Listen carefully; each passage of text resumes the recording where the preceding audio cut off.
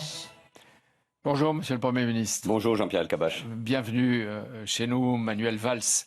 Cette nuit, un fait immensément grave est apparu, dont on verra sans doute bientôt les conséquences. Boko Haram fait allégeance à Daesh, c'est-à-dire que de l'Afrique à l'Orient, l'arc de la terreur va s'étendre pour fonder un seul califat qui est en train d'écraser peu à peu toutes les résistances et qui vise l'hégémonie. L'addition conquérante des barbares et des égorgeurs est en train de créer une entreprise du crime qui signe en tuant, on l'a vu à Bamako, on l'a vu hier encore au Nigeria, et qui se rapproche de l'Europe. C'est vous qui dites d'ailleurs que djihadisme et populisme se nourrissent l'un l'autre. Ils entretiennent des haines et des peurs sur notre propre territoire et qui sont peut-être perceptibles dans la campagne pour les départements. Une élection locale qui est en train de devenir, vous l'avez voulu, le président de la République aussi, un enjeu. Mais c'est en même temps un enjeu pour le quinquennat de François Hollande, pour le destin de son Premier ministre et pour la gauche qui peut mourir, c'est vous qui l'avez dit. Fin mars, Manuel Valls, on va voir quel cadeau les électeurs vont vous offrir pour le premier anniversaire de votre présence à Matignon. Pour vous interroger avec moi, Arnaud Le Parmentier du journal Le Monde et Michael Darmon d'ITélé qui pose la première question de cette émission. Bonjour. Dans un mois après la défaite annoncée de la gauche, est-ce que vous serez encore chef du gouvernement ? Sans aucun doute. Mais là n'est pas la question. Sans aucun doute, pardon. Ça veut dire que vous en avez eu l'assurance déjà ? Je continuerai la mission que m'a confiée le président de la République. Il vous l'a déjà dit. Celle de réformer le pays. Mais ça n'est pas la question que se posent les Français. Moi, il se demande s'il va y avoir continuité à la tête de l'État et à la tête de Matignon, du gouvernement, etc., pour les affaires publiques. Je suis plus particulièrement marqué depuis plusieurs semaines, comme j'imagine l'immense majorité de mes compatriotes, par les événements que la France a connus, c'est-à-dire cette attaque terroriste. Non mais excusez-nous, mais également, si on revient sur la question qu'on vous a posée, il n'y a aucun... Je vais vous répondre, mais... Ce test, ces élections départementales n'ont aucune importance. C'est-à-dire, quoi qu'il arrive, je suis exactement en train d'essayer de vous dire le contraire. Je suis marqué par cette gravité. Et donc, je ne suis plus le même. Je pense que le président de la République, son Premier ministre, le gouvernement, beaucoup de ministres sont ici avec moi, sont marqués par ces événements. Nous faisons face, en effet, à une menace terroriste sans précédent, qui concerne la France, l'Europe, mais le monde. Vous venez de le rappeler, Jean-Pierre Elkabbach. Et en commençant cette émission, je veux penser, bien sûr, à Fabien Guillaumard, qui a été assassiné, et aux autres Européens et Maliens assassinés ou blessés lors de cet attentat à Bamako. Il y a donc cette menace terroriste, qui est d'une gravité exceptionnelle, qui est devant nous, et pour longtemps, puisque, en effet, l'État islamique, Daesh, est en train d'étendre son emprise, pas seulement en Syrie et en Irak. Et puis en France, et c'est l'enjeu des élections départementales. Les sondages indiquent que le Front National pourrait réaliser un score sans précédent, 30%. Il était déjà le premier parti de France à l'occasion des élections européennes. Il peut l'être de nouveau à l'occasion des élections départementales, c'est-à-dire une élection locale, sans doute la plus ancienne. En tout cas, les départements ont été créés par la République. Donc, mon destin... Votre score, le score du Parti Socialiste, là, vous parlez des autres. Nous, notre question, c'est, vous menez une politique, est-ce que ces élections régionales seront un test pour votre première année ? Mon destin, ma mission ne sont pas en jeu. La politique économique, nous y reviendrons, qui est en train de donner des résultats, puisque vous me posez la question, va se poursuivre. Donc, ma mission comme Premier ministre va se poursuivre. Mais si je fais campagne, si je vais aux côtés des candidats socialistes radicaux de gauche soutenus par ces deux formations politiques de la majorité gouvernementale, non, oui, j'ai pas peur pour moi. Moi, je prends tous les risques. C'est normal, c'est ma mission. Mais j'ai peur. Même le risque d'une défaite et d'un désaveu personnel. Mais Jean-Pierre Elkabbach, j'ai peur pour mon pays. J'ai peur qu'il se fracasse face contre le Front National. Et c'est pour ça que la gauche part totalement désunie ? Et donc... Parce qu'ils n'entendent pas votre message de ce point de vue-là. Essayons de nous hisser à la hauteur de ces enjeux. Le Front National, messieurs les journalistes, mais à travers vous, je m'adresse à mes compatriotes, à 30%, c'est d'une extrême gravité. C'est pour notre pays qui n'a jamais connu cela. Pour son image dans le monde. Mais pourquoi et en Europe. Ça n'a pas été construit après 30 ans de politique, ce résultat-là. Est-ce qu'on peut prendre quelques instants aussi, quand on est responsable politique comme vous, de dire au fond, c'est parce qu'on a aussi manqué beaucoup de politique, manqué beaucoup de décisions, on en arrive à ce stade. Mais je peux vous donner raison. Gauche, et je tout compris. Et je vous invite à lire le texte produit par Jean-Marie Le Guen, présent ici, secrétaire d'État chargé des relations avec le Parlement, publié à la Fondation Jean Jaurès, le Front National, le combat prioritaire de la gauche, et qui dit exactement ce que vous êtes en train de dire, que j'ai souvent souligné. C'est-à-dire, oui, bien sûr qu'il y a une responsabilité, parce que nous n'avons pas su répondre à la crise économique, sociale, culturelle, identitaire de notre pays, parce que sur les grands dossiers qui ont été encore au cœur des débats début janvier, sur quelle politique pour les quartiers, mais aussi pour les territoires, je pense aux territoires ruraux, qui ont un sentiment d'abandon. Comment traitons-nous la question de l'islam? C'est ce que nous allons voir. Comment la laïcité, la patrie, la nation, nous avons le temps de tout voir. Mais ça veut dire que les réponses que nous sommes en train d'apporter sur ces questions-là, elles peuvent être toujours jugées insuffisantes. Mais le gouvernement est en mouvement. Donc, je prends tous les risques, mais je ne peux pas me permettre de faire prendre au pays le moindre risque de retard par rapport au changement et aux réformes. Vous êtes patron de cette campagne, vous la dirigez, vous, avec tous les ministres, mais la responsabilité à la fin, s'il n'y a plus que 9 ou 10 ou 15 seulement départements tenus par la gauche et le PS, quelle responsabilité personnelle vous engagez? C'est votre rôle. C'est votre rôle, vous êtes commentateur. Moi, je suis journaliste acteur, et je pose des questions. Et moi, je me bats. Je ne suis pas pronostiqueur, je vous pose la question. Je me bats. Si vous permettez, tous les spécialistes du PS nous expliquent ce qu'on est en train de... Si vous permettez, je vais essayer de vous répondre. Donc je suis en campagne parce que face à ces dangers, il y en a un.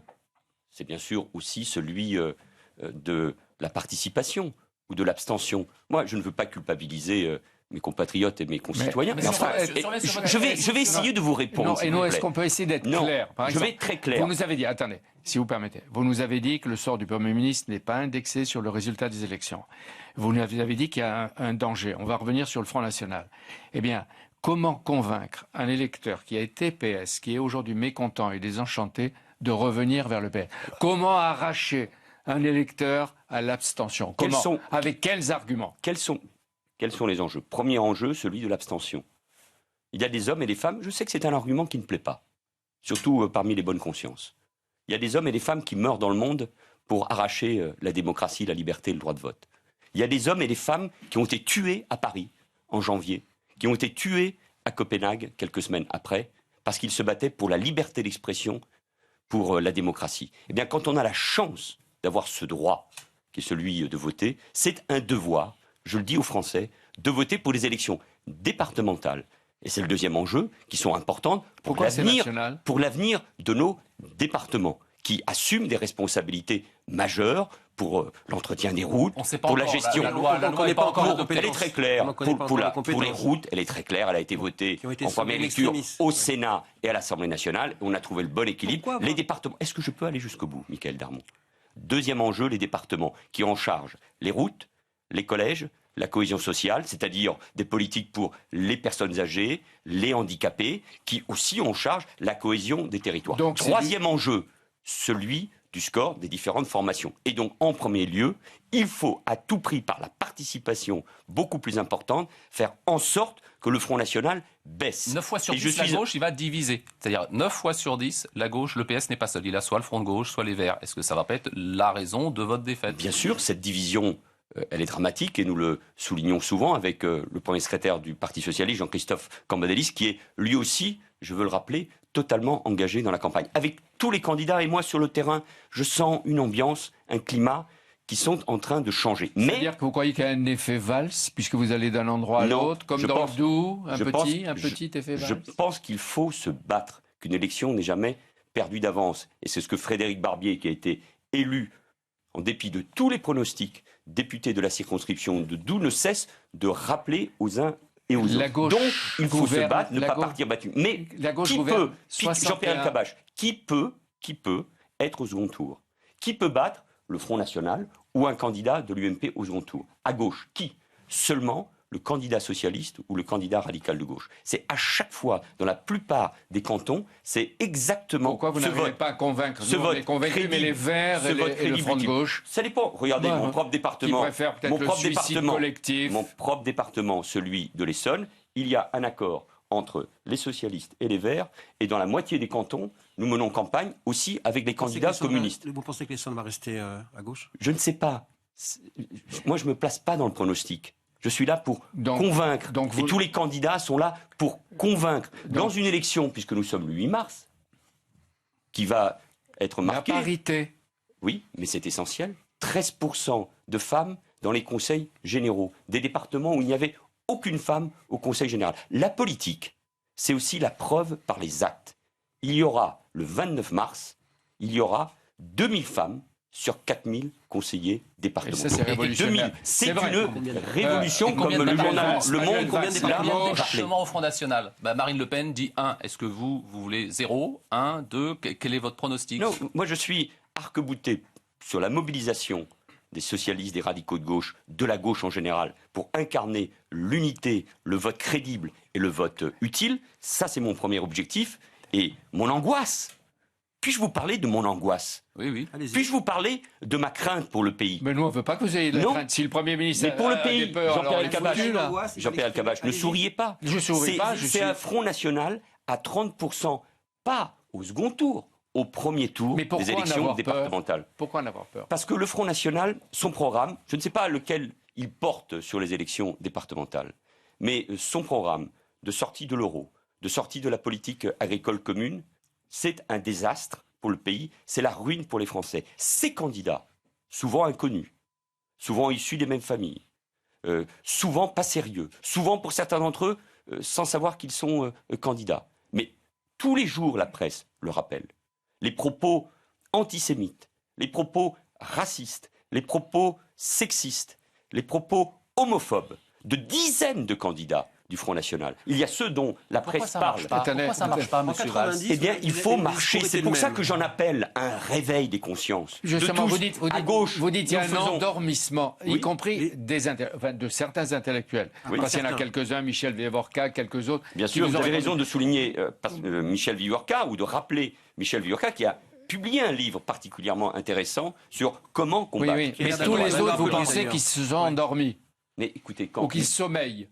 Quand un philosophe connu, apprécié par beaucoup de Français, il suffit de voir les gens qui se rendaient ou se rendent à son université populaire de Caen, Michel Onfray, explique que Alain de Benoît, pour ceux qui ne se rappellent pas, qui était le philosophe, si on peut dire l'intellectuel de la nouvelle droite, des années 70 et 80, qui d'une certaine manière a façonné la matrice idéologique du Front National. Avec le Club de l'Horloge. Considère, avec le Club de l'Horloge, le Grèce.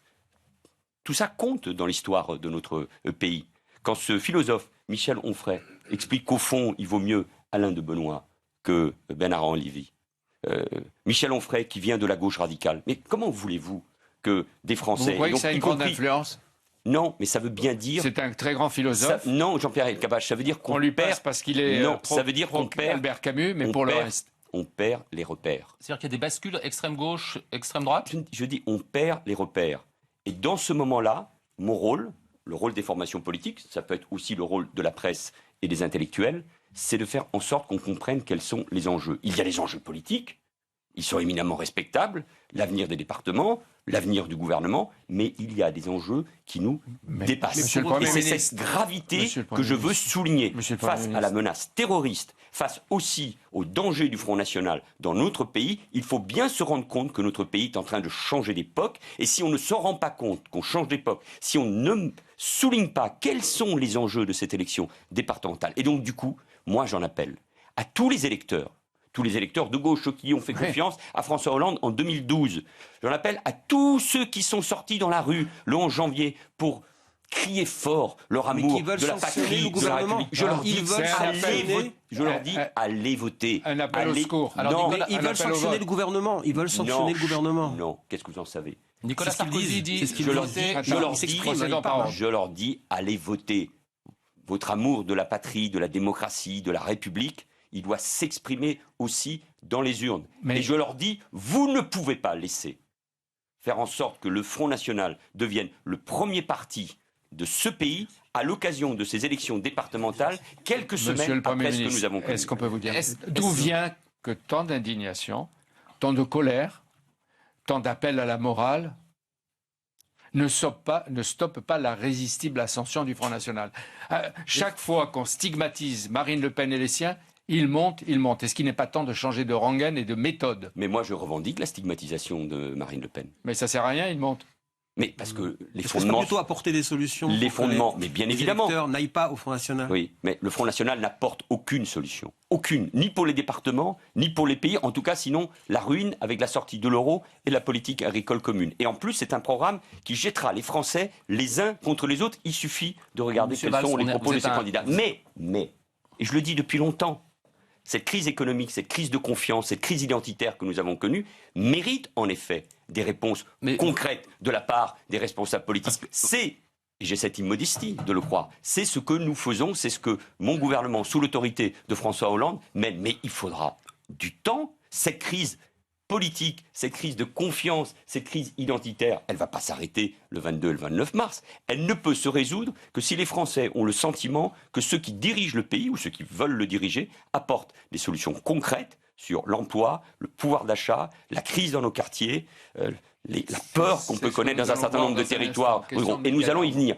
Quand dans un moment où le pays semble sortir de la crise qu'elle a connue, quand nous avons des signaux de confiance qui reviennent sur le plan économique, baisse du chômage, même s'il ne faut pas s'embêler, reprise de la consommation, nous avons un certain nombre d'indicateurs liés notamment à la conjoncture internationale européenne, mais aussi à la politique économique autour du pacte de responsabilité et de solidarité, avec le soutien à la croissance et à la compétitivité des entreprises. Dans ce moment-là, la politique prend évidemment toute sa place. Avec le FN, vous ne faites pas de diversion, nous engageons tous, les membres du gouvernement et les dirigeants du Parti socialiste et les radicaux de gauche, ça veut bien dire que... Parce que j'aurais pu prendre une autre attitude, puisque vous m'interrogez là-dessus.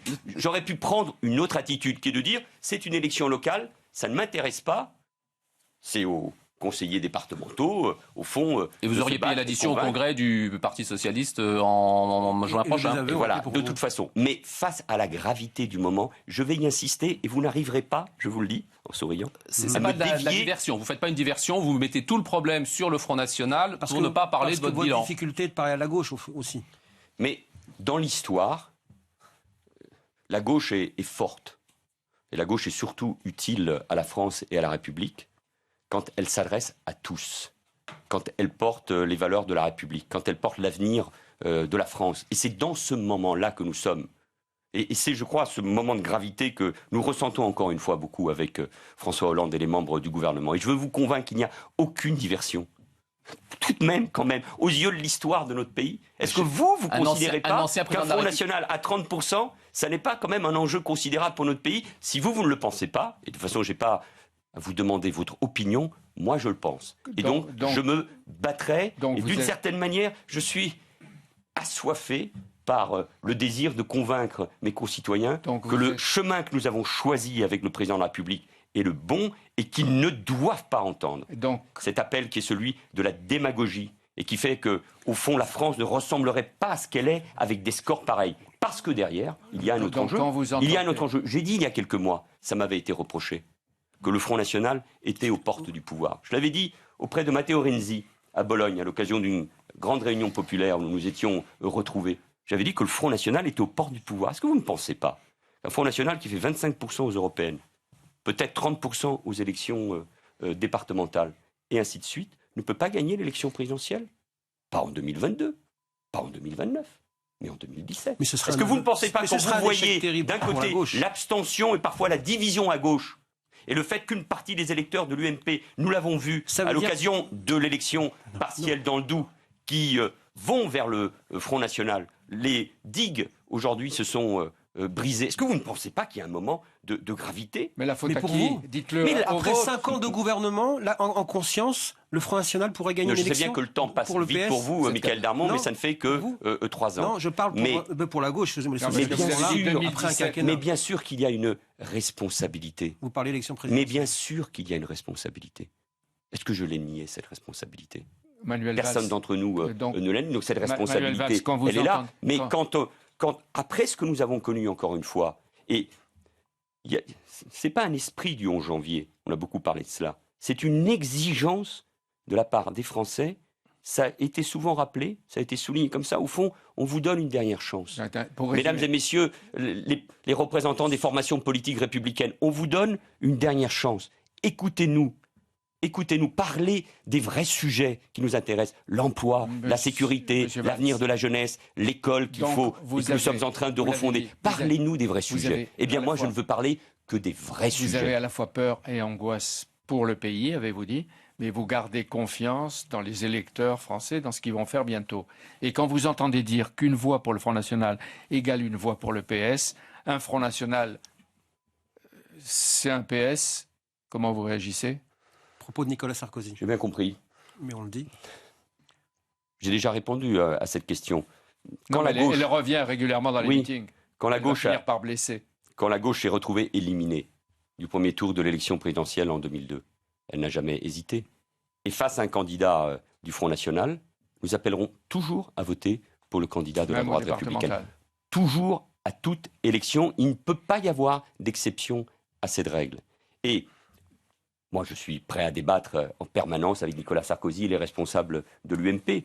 Nous avons évidemment des différences sur le rôle de l'État et des services publics, sur la politique économique, sur la priorité à l'éducation nationale. Bien sûr que nous avons des différences. Elles sont nécessaires dans notre démocratie. Mais je leur demande, de manière très, très solennelle, en même temps très directe, parce que je pense que nous pouvons nous retrouver ensemble, parfois sur l'essentiel. Ce qui a sans doute marqué mon parcours politique jusqu'à maintenant, qui le marquera longtemps, durablement, c'est après mon discours à l'Assemblée nationale, le 13 janvier dernier, j'étais porté à la fois par la gravité du moment, parce que aussi, ce que je dis depuis longtemps, comme maire de banlieue, comme maire d'Évry, se retrouver au fond dans ce moment-là, et voir tous les parlementaires de gauche et de droite se lever, je me dis parfois, et je me disais à ce moment-là, et je continue à y croire, notre pays peut se mettre au bon niveau. Et donc moi, ce que je demande à l'ensemble des responsables politiques, c'est de faire attention aux mots qu'on utilise, c'est de faire attention au fait qu'on mettrait au même niveau l'UMP ou le Front National d'un côté, ou le Parti Socialiste et le FN. Non, ça n'est pas la même chose. Ça n'est pas la même chose. Et donc je leur demande, attention, ne tirez pas un trait identique entre le Parti Socialiste, formation républicaine, et le Front National. Vous n'avez pas le droit de faire cela. Mais je ne veux pas polémiquer avec Nicolas Sarkozy. Ce n'est pas le moment. Je préfère discuter avec lui, avec l'opposition, des grands sujets qui sont ceux que le pays attend. Vous pourriez discuter avec Nicolas Sarkozy dans une sorte de débat ou de discussion publique avec Nicolas Sarkozy. Mais nous débattons. Quand, par exemple, avec le président de la République, le ministre de l'Intérieur, le ministre de la Défense, la ministre de la Justice, nous préparons la grande loi sur le renseignement que je vais présenter au mois d'avril devant l'Assemblée nationale. Eh bien, l'opposition est déjà associée à cette réflexion. Parce que sur les sujets essentiels, c'est-à-dire la défense de notre pays, la lutte contre le terrorisme, nous pouvons nous retrouver. Moi, je crois beaucoup à l'idée de rassemblement. L'union nationale, elle est possible dans des moments, et nous l'avons vu au mois de janvier, quand cela s'impose, et parce que le peuple français l'impose et l'exige. Mais je crois beaucoup au rassemblement. Sur le fait que nous puissions être capables de nous dépasser, que nous nous mettions d'accord. S'ils m'ont applaudi le 13 janvier, c'est qu'ils étaient d'accord sur les mots que j'utilisais et sur le diagnostic que je posais sur l'état de la France. Après, sur les solutions, il peut y avoir divergence, mais surtout, il faut que le débat politique soit au niveau. Très bien. On ne peut pas le faire retomber. Comme si au fond, moi ce que je ressens, si vous voulez, Jean-Pierre Elkabbach, ce que je ressens, c'est que, au fond, ça arrange tellement de gens qu'on passe à autre chose après les événements que nous avons connus. Allez, on passe aux vieux débats internes ou externes, on prépare les congrès, on prépare les élections comme on le faisait avant. Voilà, parce qu'il y a Daesh d'un côté, et parce qu'il y a l'extrême droite à 30% dans les sondages, moi, plus jamais, je ne retomberai dans ces polémiques stériles. Et mon gouvernement est concentré, arc-bouté sur sa tâche, redresser le pays. Vous discutez avec tous, sauf avec l'adversaire numéro 1, c'est-à-dire Marine Le Pen. Mais j'ai déjà débattu avec le Front National. Mais ça n'est pas le sujet. On discutera. On le combattra. On se retrouvera sur des plateaux de télévision, bien évidemment, parce que c'est devant les Français qu'il faut qu'il y ait ce débat. Qu'elles nous disent, mais tous ces candidats qui ont des propos racistes, antisémites, homophobes, elle les soutient ou elle ne les soutient pas? Les candidatures sont déjà déposées. Son programme de ruine pour les Français, elle l'explique ou pas aux Français? Maintenant, voilà les vrais débats. Quel est son programme pour les départements? La remise en cause de quoi? Des politiques pour les retraités, des politiques pour les handicapés, des politiques pour les collèges? L'islam de France, etc. Ça vient tout de suite avec vous. Manuel Valls, Premier ministre. Merci.